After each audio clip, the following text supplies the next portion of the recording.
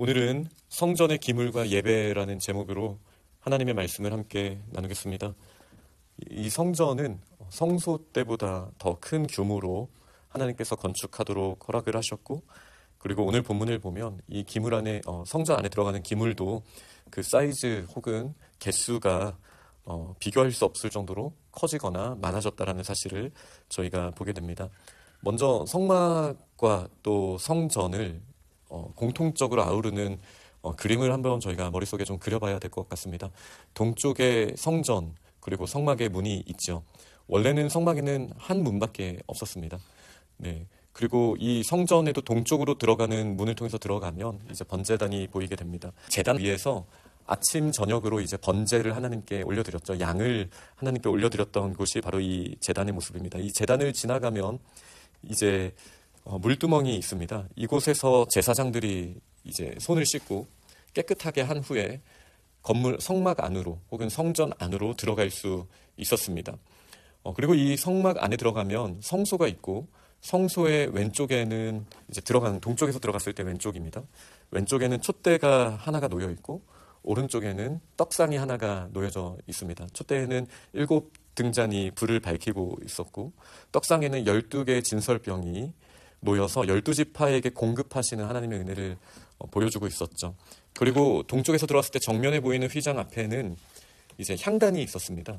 그리고 그 향단에 번제단에 썼던 숯불에 향기로운 향을 올려놓으면 그 향이 하나님께 이제 향기로운 제사로 올려지게 됩니다.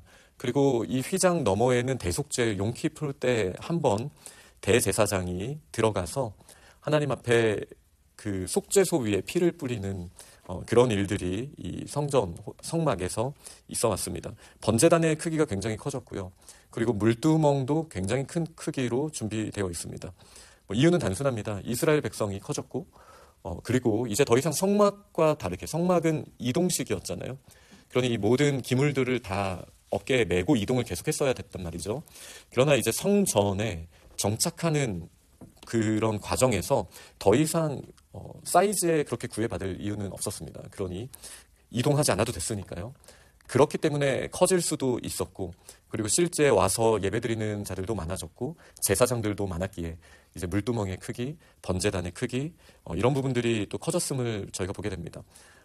그러나 떡상까지도 10개가 필요했을까? 12지파를 상징하는 떡 12개 그냥 딱 상징적으로 그렇게만 있어도 되는데? 라는 질문을 저는 좀 해왔었습니다. 그리고 금으로 다 둘러싸여 있는 이 성소의 내부에 큰 촛대 하나에 등불 7개면 충분히 비칠 텐데 라는 생각도 좀 해봤습니다. 그러나 여전히 성전이 커진 것도 있지만 이스라엘의 규모가 커진 만큼이나 하나님께서는 촛대도 10개, 그리고 이 떡상도 10개로 사실 이 성소 안에 있는 기물 중에 촛대와 이 떡상은 하나님의 공급하심을 상징하는 거거든요. 저희가 예배를 보통 생각을 할 때 저희가 드리는 예배 정말 맞죠. 그러나 이게 다른 이방 종교들의 예배와는 사실 너무나 다른 겁니다. 이방 종교는 우리가 신에게 뭔가를 거래하듯이 바치면 신이 그걸 보고 우리에게 좀 베풀어주는 그런 형식으로, 사실 고대 근동에 있는 종교들 뿐만 아니라 우리나라의 옛날 그 민속 신앙의 어떤 정신을 생각할 때에도 항상 주고받는 부분에 초점을 맞추게 되거든요. 그러나 저희는 잘 알죠. 우리의 예배가 가능한 것, 이 번제의 의미, 그리고 물두멍에서 손을 씻는 것, 그리고 그걸 바다라고 부르잖아요. 요한계시록을 보면 진짜 성소, 하늘, 이게 하늘을 상징하는 거거든요. 요한계시록에 잘 나타나 있죠. 이 하늘에 올라가기 위해서는 반드시 바다를 건너가야 합니다. 이 수정바다를 지나가야 되는데, 이게 사실 이 성전과 성소의 이미지인 거예요. 성소에 들어가기 전에 손 씻지 않고는 제사장들이 성소에 들어갈 수 없었습니다. 이 바다가 무엇을 상징하는 것이죠?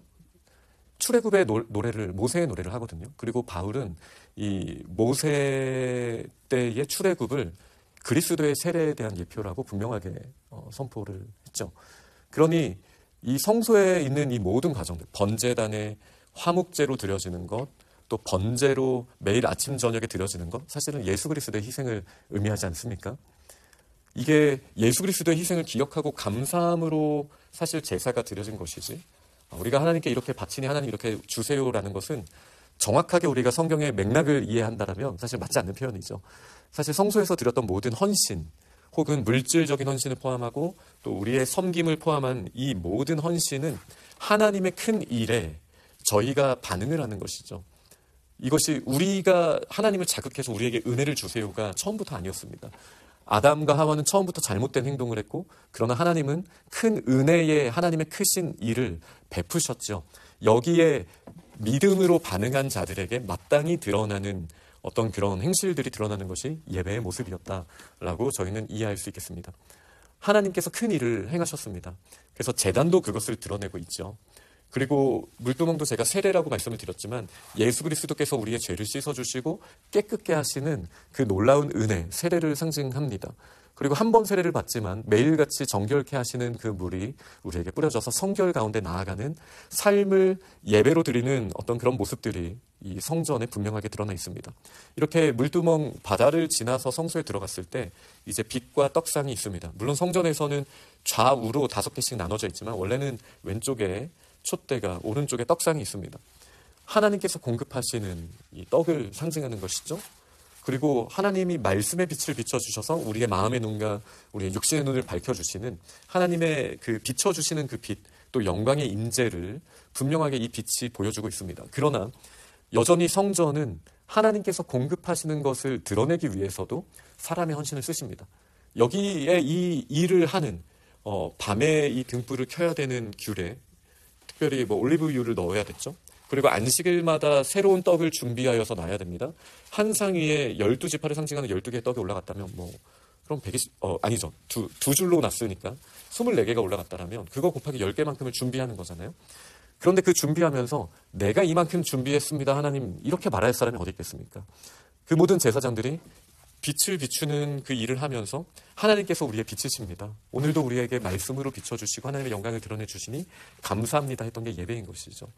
그리고 이 떡상의 떡을 준비하면서도 우리에게 하늘의 만나를 주셨던 하나님, 우리에게 이렇게 귀한 은혜를 베푸셔서 우리에게 일용할 양식을 주시는 주님을 찬양합니다 라는 고백이 있었던 것이죠.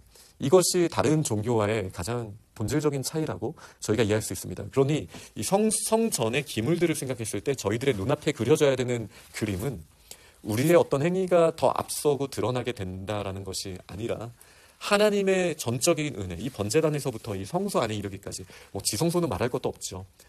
6월절 어린 양의 피가 뿌려지는 것처럼 예수 그리스도의 피로 말미암아 우리를 구원하셨다라는 것에 제사장이 내가 뿌렸습니다라고 말할 제사장이 어디에 있겠습니까? 그러니 이 성소의 이 모든 것이 다 하나님이 하신 일에 대한 우리가 기억하고, 마치 우리가 성찬식, 우리가 이것을 기념합니다, 기억합니다라고 우리가 계속 선포하는 것처럼 하나님의 하신 일에 대한 우리의 반응입니다. 그런데 그 반응에 우리의 섬김이 들어가 있다는 것이죠. 이 섬김을 통해서 우리가 뭔가를 이루어내는 것은 아니지만 하나님의 역사가 우리의 섬김을 통해서 드러나게 된다는 것은 엄청난 특권이죠. 하나님의 그 영광의 빛이 우리의 섬김을 통해 이 세상에서 비춰지게 됩니다. 하나님의 공급하심이, 그 떡을 하나님께서 허락하심이 우리의 섬김을 통해서 사람들에게 드러내게 됩니다. 하나님의 그 번제와 화목제를 통해서 때로는 제사장들만 먹이기도 하시고 때로는 모든 백성들이 먹일 수 있는, 하나님께서 대가 희생을 준비하시고 지불하셨지만 우리의 매일의 삶 가운데 예수 그리스도의 섬김과 희생이 드러나는 것은 백성들이 가지고 왔던 양 혹은 국가적으로 준비했던 희생 제물을 통해서, 이것이 하나님의 은혜를 자극하는 것은 결코 아니지만 하나님이 행하신 것이 이 땅에서 드러나고 보여지는데 사람들의 헌신을 쓰셨다는 것이죠. 제가 의도적으로 마지막에 말씀드리기 위해 한 가지 기물을 말씀을 아직 안 드렸습니다. 바로 향단입니다. 이 지성소 바로 앞에 있는, 성소에 들어갔을 때 정면에 보여지는 이 향단은 매일같이 번제단에 썼던 그 숯불을 올려놔야 된다고 제가 초반에 잠깐 말씀드렸죠. 사실 이 향단은 요한계시록을 통해서는 분명하게 성도의 기도라고 말씀하십니다. 이 기도라는 것도 같은 맥락에서 저희가 이해를 해야 합니다. 기도, 번제단의 향단으로 하나님이 흥향하실 만한 희생이 있는, 하나님이 하신 일이 있는 바로 그 기도. 그 기도가 올라가는 곳 앞에 하나님의 영광의 빛을 드러내는 촛대와 하나님의 공급하심을 일용할 만나를 주신 하나님을 우리가 기억하는 이 떡상이 함께 있는 이 분향단, 이것이 기도를 상징한다는 것은 의미가 매우 크죠. 이 기도도 우리의 성정대로 우리의 의지를 하나님 앞에 관철시킨다라는 어떤 세속적인 세상적인 기도의 어떤 그런 결로 이해하기보다 이 성전의 전체적인 맥락을 통해 봤을 때 하나님의 희생으로 하나님이 허락하신 그 희생의 숯불, 그 향이 반드시 올라가야 하는 거예요. 그렇기 때문에 우리는 기도를 드릴 때 뜻이 하늘에서처럼 땅에서도 이루어지게 해달라는 그런 향기로운 기도를 저희가 올려드리는 것이죠. 하나님의 말씀으로 우리는 기도하게 됩니다. 그 앞에 있는 떡상도 그리고 이 촛대도 다 하나님의 말씀을 상징하는 부분들이지 않습니까? 떡과 말씀은 예수 그리스도께서 굉장히 강력하게 구약에 그렇게 해석하시면서 선포하신 말씀이죠. 그러니 오늘 우리가 매일같이 이렇게 예배하고 또 하나님 앞에 기도한다라는 것은 어떻게 보면은 구약 시대에는 성전에서 제사장들이 매일같이 했던 일과 같습니다.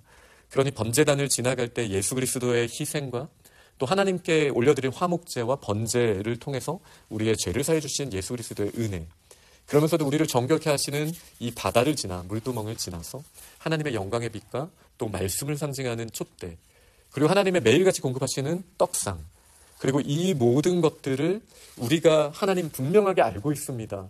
그러니 뜻을 저를 통하여 하나님의 나라의 영광을 드러내 주옵소서라는 기도까지 우리의 매일 이 시간에 드리는 기도는 어떻게 보면 성전의 예배와 굉장히 맞닿아 있다고 할 수 있습니다. 그러니 오늘 기도 드릴 때 우리는 어떻게 기도해야겠습니까?